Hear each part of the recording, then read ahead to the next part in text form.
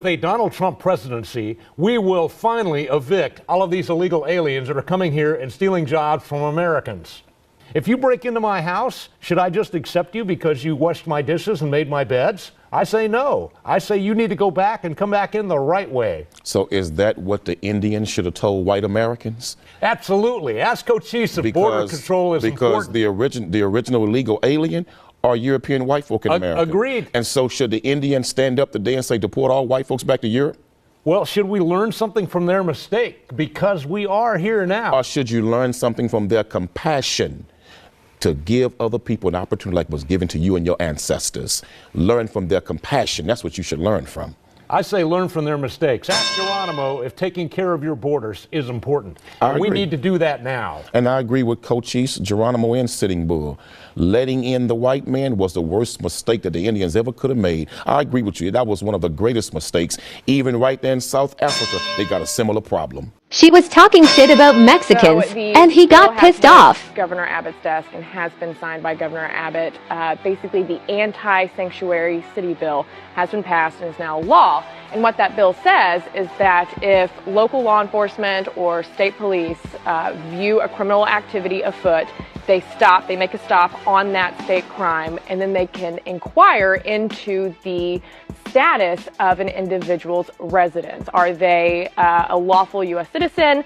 Are they here with a green card? Are they a permanent resident alien? Or are they here illegally without documentation? And if they are here illegally without that documentation, then the feds can get involved and then they can take it from there. I think this is a fantastic law. It is time to start enforcing the laws that are on the books instead of the state and local officials legislating from their own little tiny offices. It's an awful law because it's nothing more than a legal way for law enforcement to racially profile Mexicans and Hispanics.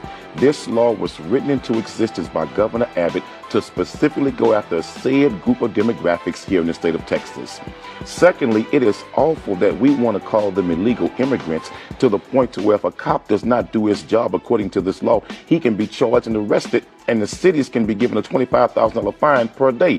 Well, we'll put a cop in jail for not asking about his immigrant status, but we won't put cops in jail for shooting and killing unarmed black people. That's not true, and that's way too far of a step. Murder is against the law. But it's not against the law when you kill black people and you're a cop. See, the problem in America and this state What about the Dallas case where that cop was just charged with murder? Because there was video to show he was absolutely lying. You can't make these broad statements. It's just simply not true. Often there's video, ma'am, where we are killed by cops and nobody ever goes to jail. Ask Eric Garner's family that. Ask the family right there in Baton Rouge, Louisiana, Brother Alton Sterling's family. But your they're not getting is not justice. Video don't mean nothing for us. But let's get back to the immigrants.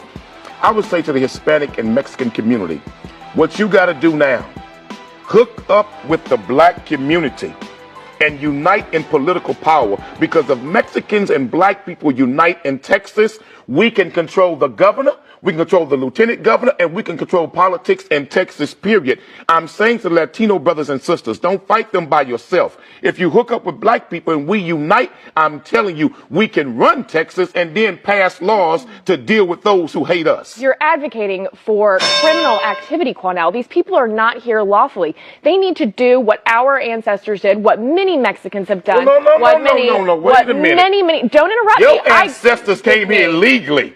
Wasn't nothing legal about your ancestors. They came illegally and they murdered, they raped, they pillaged a whole race of people. This country, Texas, Arizona, and California belongs to the Mexicans. Quanell, get back it was to the stole from them. You tell me to get back to the point. They came here illegally. You're not being fair to me here. You say stay on topic. I say, okay, we'll stay on topic. And then as soon as we start talking about illegal immigration, you go back to the black issue. Let's stay on topic. Your ancestors are the master illegal immigrants. Give me the opportunity to respond in that, you know what? We're all Americans here. And if you are here legally, absolutely, then we need to come together and we need to pass good laws for enforcing the laws. Well, perhaps the Native Americans should have passed laws against your ancestors.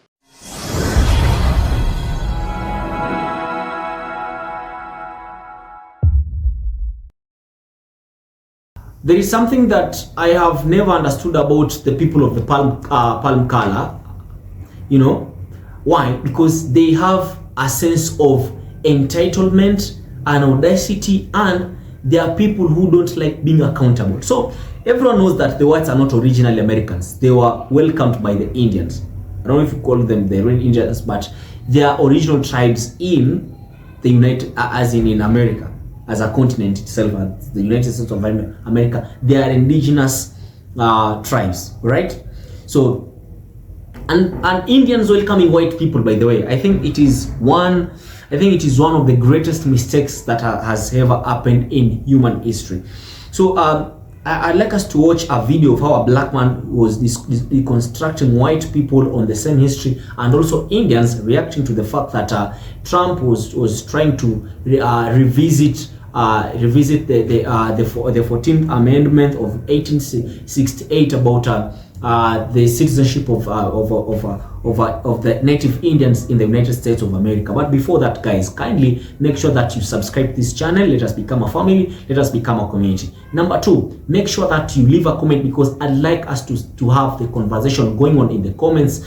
And then do not forget to turn on post notifications, that every time I post a new video, you'll be the first person to get notified about it. You can also share this video to your brothers and sisters so that everyone can be awakened, everyone can get enlightenment, and can know whatever is happening. Guys, let us jump straight into the video. In my last video, I commented that I would not be surprised that the next thing he comes after is tribal treaties, and I stand corrected. Now the Trump administration is questioning Native American birthright citizenship in court. What does that mean? Quoting the 14th Amendment, all persons born or naturalized in the United States and subject to the jurisdiction thereof are citizens of the United States or of the state they reside in. The key sentence, subject to jurisdiction thereof, where they are citing the Civil Rights Act of 1866. All persons born in the United States and not subject to any foreign power, excluding Indians, not taxed, are hereby declared to be citizens of the United States. Using Elk versus Wilkins, because members of Indian tribes owe immediate allegiance to their tribes, they are not subject to the jurisdiction of the United States and are not constitutionally entitled to citizenship. So, according to my understanding, and correct me if I'm wrong, that would mean that if we were to denounce our tribal affiliation, then we would be considered U.S. citizens by the government. And what happens if we theoretically denounce all of our tribal affiliation? There would be no tribes to be recognized. Therefore, treaties would be void, and he could get his hands on tribal protected lands.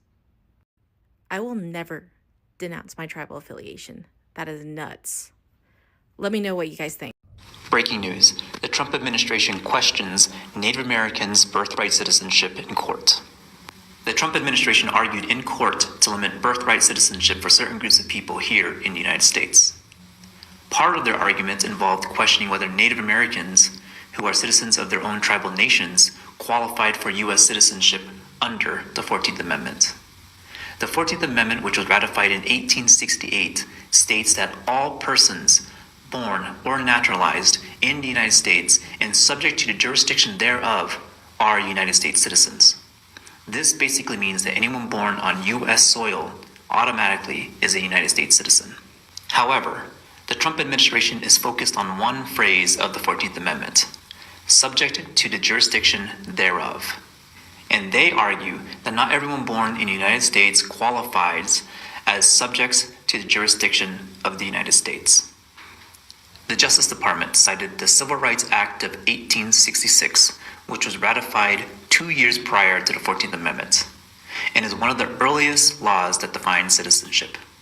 What's interesting about this is that it excludes two groups of people from citizenship. The first is subject to a foreign power, and Indians not taxed. Historically, the United States government treated all Native Americans as belonging to separate nations and not to the United States. And that all changed in 1924 with the passage of the Indian Citizenship Act, which granted all Native Americans in the United States citizenship. The Trump administration is arguing that the 14th Amendment should still exclude Native Americans, because we are still subjects to a foreign power, which is our tribal nations, and they are citing a Supreme Court case that was decided in 1884 that stated that Native Americans are not U.S. citizens unless they denounce their allegiance to their tribes.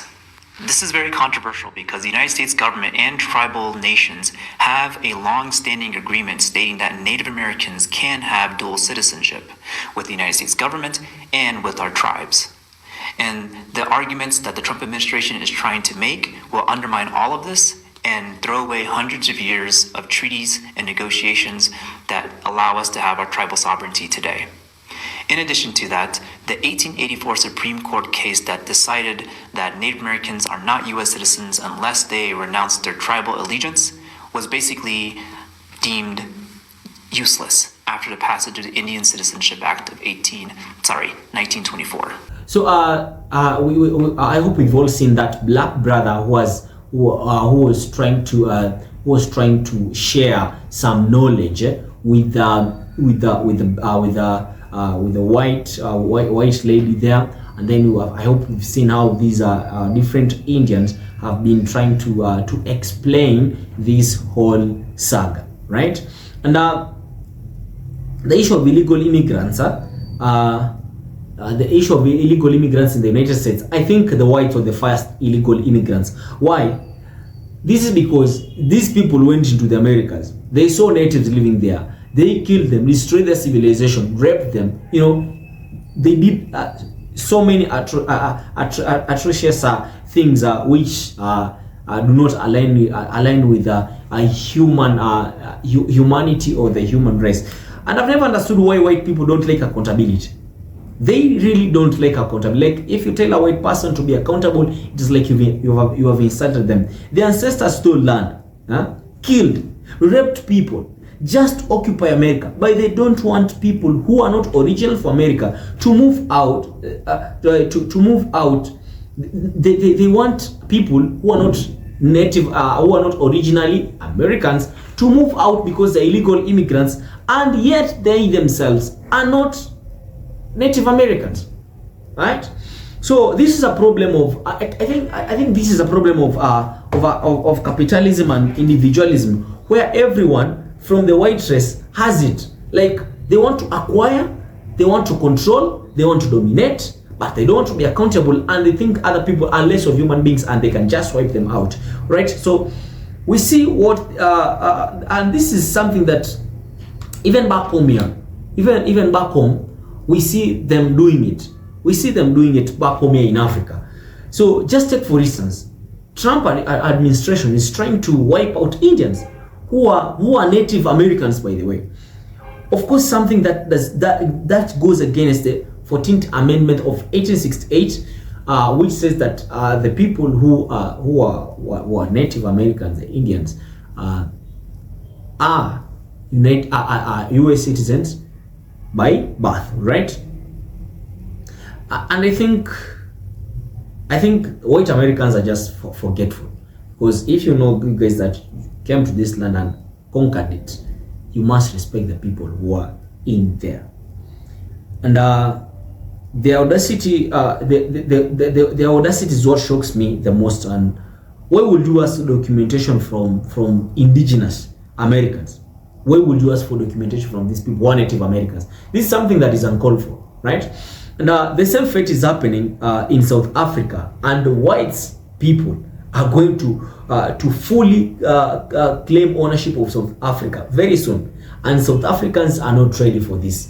So I think the different speakers in the video have put the white people in their place, and it is high time for them to know that they don't own America. I think white people own Europe. They don't own Africa. They don't own Australia. They don't own America. They own Europe.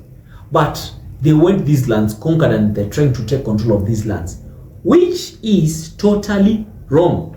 I don't know what's your take on this, but I'd like us to have the conversation going on in the comments. So definitely I'll ask you to leave a comment. Tell me what you think or what you feel about this video. And don't forget to like this video so that it can be suggested to as many people as possible. Share this video to your brother and sister, your father and mother, your friends, cousins, so that they can also see what's going on. Remember, turn on post notifications so that every time I post a new video, you'll be the first person to get notified about it. But right about now, I hope to see you in my next video. Sound with good health. It has been your boy Bemu, and peace out.